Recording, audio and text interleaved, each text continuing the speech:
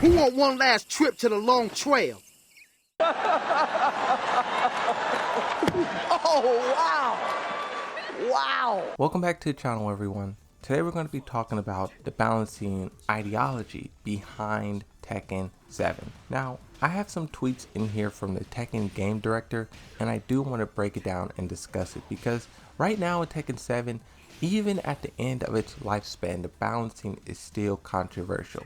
Everyone believes that Fakumram is the undisputed best in the game. Fakumram, in my opinion, top one. Going from that, Arslan Ash recently said that he thinks Fakumram is the best in the game. He says a lot of players in Pakistan think Fakumram is the best in the game. Do you think Fakumram is the best in the game? Do you agree or disagree? I agree with the opinion. Okay, so Fakumram, best character in the game. At the moment, yes. And it's very, very fascinating to me how one of the most nerfed characters in the game is the best. The same thing for Geese and Akuma. The most nerfed and they're still the best. And I think this is a major issue with Tekken overall. When they nerf something, it's never actually nerfed. And that's why I think we've seen the power creep go so high, because they never can just fully sink their heels into the ground and nerf a character definitively, right? I feel like one of the major issues with Tekken 7 as well, and this is something that I hope they don't do in Tekken 8, is the addition of new moves. The addition of new moves, yes, it was really cool to get moves, but how powerful those moves were, I think, is a big problem. And I don't really see people talking about it. We talk about the power creep and how the game has gotten, the damage has increased, but a lot of people don't put the blame on new moves when that's a big reason why the power creep has blew up on us. The new moves they added, a lot of them was just too OP. And also you can talk about the wall bounce. Even though the wall bounce, it's limited in what it can do because you have to, like I said, bounce them off the wall. But I think that also was a big issue for some characters. Some characters, their wall bounce is garbage, but then some you have a power crush wall bounce that's safe. It's like, what is the logic there? Now, we have these tweets to sort of break down what is the logic there. Like I said, I did a video 1 year ago breaking down these tweets, but all of my content, once you get past 1 year ago, my content really is like bad. Like when I go back and look at some of my past videos, I'm like, how does this video have 1,700 views? It's horrible. So when I go back and revisit topics, I really have no problem in doing so because I've just gotten so much better at YouTube over this past year and a half, right? But the original tweet is in Japanese because it's a Japanese game, but we're able to translate it into English, and this is in response to Fakumram. This is when they were promoting Fakumram. He was in the game. This is where this discussion takes place in that season 3 era, right? Probably not only me, but also most of the users who are playing are browsing the adjustment column with this feeling. So I would like developers to answer what kind of thinking they adjusted with as much as possible. I'm sorry for the long sentence. So basically saying, you guys are buffing and nerfing characters kind of at random. What is the logic behind that? Now, there was a lot of discussions happening just like that when this game was in its prime. Tekken 3, Tekken 2, Season 3, Season 2, stuff like that. People were saying, you guys are doing all this stuff, but why? It seems so random.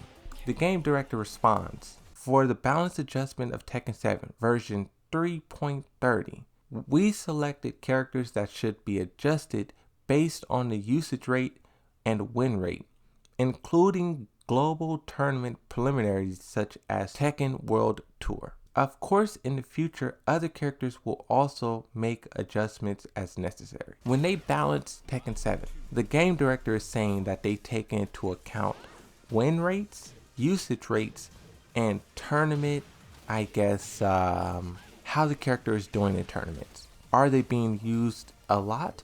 Are they not being used at all? Are they being used but they're losing? Are they being used and they're winning? They're very effective. That's what the developer says they're focusing on. And when you think about it, you're like, oh, that's cool, right? Usage, win rates, and tournament performance. But in game design, that's not really how they should be doing. This is more reaction based. You buff a character and you're like, wow, that character is winning all the games now. Let's nerf them. You're kind of back at square one. It's like, where's the plan? Where's the like, where's the vision? When you're balancing a game, you should have a vision on how you want it to unfold, how you want it to feel, to play. Just reacting to how a character is doing in tournaments isn't the best way to go about it. And we know this is what they do. Dragunov, he was very, very dominant in tournaments. That character got destroyed. Kazumi, very powerful in tournaments, got destroyed. Akuma, very powerful in tournaments. That character got nerfed hard, but he still is very powerful. But the thing about Akuma, you don't see everyone picking him anymore. Back in season 2, season 3, Nee was picking Akuma, you know, everyone was. But now you don't. Yes, he's still a very powerful character, but everyone isn't picking him anymore, right?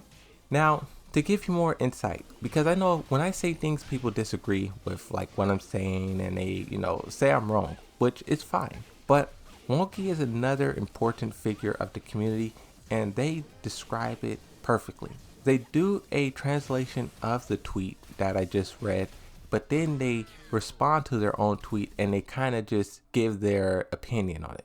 So I'll read it once again. For version 3.30, the characters to be adjusted were selected based on the usage rate and winning percentage from battle log data worldwide, including tournaments such as Tekken World Tour. Wonky says in response to this, so yeah, just sounds kind of like a musical chairs style of balance to me. It's not a proactive approach to overall balance with a vision in mind. It's balancing reactively based on data and whining.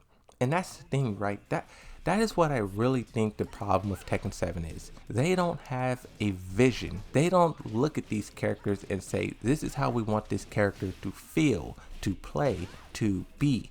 They just say, oh, Nee said this, Mayman Sweet said this, oh, the community said this, let's buff them like this. Oh, the community is upset, okay, let's pull it back a little bit. It's not really a vision there.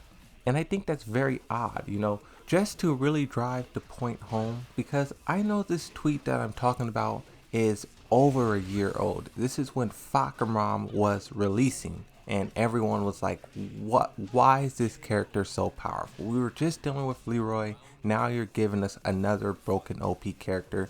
So just to show you guys that this is not something of the past, this is something that's still happening, I went back and I found the screenshots of the latest patch notes we've gotten.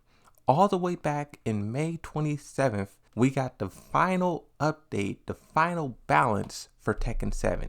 First off, it's kind of crazy. The last time that they balanced the game was a year ago. Now, if we look at which characters they balanced, Negan, Zafina, Leroy, Fahkumram, Kunimitsu, okay, that's all right, DLC characters. And then you have this big screen here that is Armor King. Now, what was the community saying about Armor King a year ago? He needs to be better in tournaments. He's super weak. JDCR gets blown up all the time and he's forced to play Fahkumram because Armor King is trash. And then what do?